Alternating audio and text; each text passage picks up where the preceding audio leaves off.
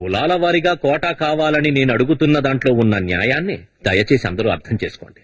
ఈ రోజు government గెస్టెడ్ officers గా 23 మంది ఉన్నారు. అందులో 22 మంది బ్రాహ్మణులే.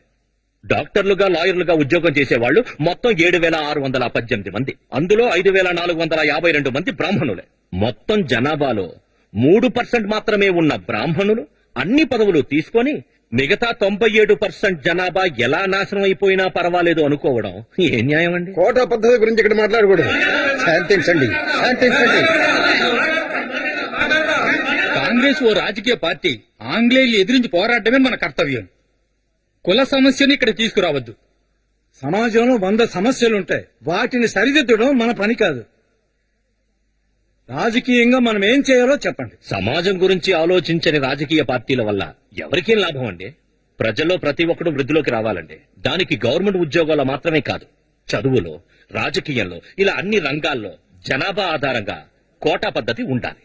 దీన్ని కాంగ్రెస్ పార్టీ ఓ తీర్మానంగా పాస్ చేయాలి. రామస్వామి నాయకర్ తీసుకొచ్చిన తీర్మానం ప్రజల క్షేమానికి వ్యతిరేకమైంది. అన్ని కులాలు సమానం అంటున్న కాంగ్రెస్ ఆశయ సాధనకు విరుద్ధమైంది. అందుకని కులాల వారి కోటా పద్ధతి కావాలనే నాయకర్ తీర్మానాన్ని నేను నిరాకరిస్తున్నాను. అధ్యక్షుల వారి నిర్ణయాన్ని నేను ఒప్పుకోనండి. 50% కోటాను ఇవ్వడానికి ఒప్పుకుంటానని చెప్పి నన్ను వీళ్లు కాంగ్రెస్ లోకి తీసుకొచ్చారు. నేను గత 3 మహానాడుల్లోనూ కులకోటా సమస్య గురించి మాట్లాడుతూనే వస్తున్నాను. వచ్చే మహానాడులో చూసుకుందాం అని మాటలతో మాయ చేస్తున్నాను. ఒక్క విషయం చెప్తున్నా, జాగ్రత్తగా. ఈ రాష్ట్రంలో నివసించే 97% జనాభా మంచి చెడుల గురించి ఆలోచించని ఏ రాజకీయ పార్టీ అయినా ఇక్కడ కాలు పెట్టడానికి వీల్లేదు.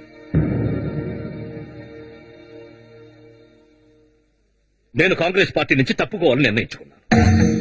ఇక ముందు నా లక్ష్యం బ్రాహ్మణులు కాని వారికి, అంటరాని వారికి సమాజ సేవ చెయ్యడం. నన్ను నా ప్రజల దగ్గరికి తీసుకెళ్లిన నా కాంగ్రెస్ మిత్రులందరికీ ధన్యవాదాలు. నాయకర్ వెళ్ళకండి, మనం మాట్లాడుకుని లేదు రాజాజీ, ఇది జరగదు. నన్ను వదిలేయండి.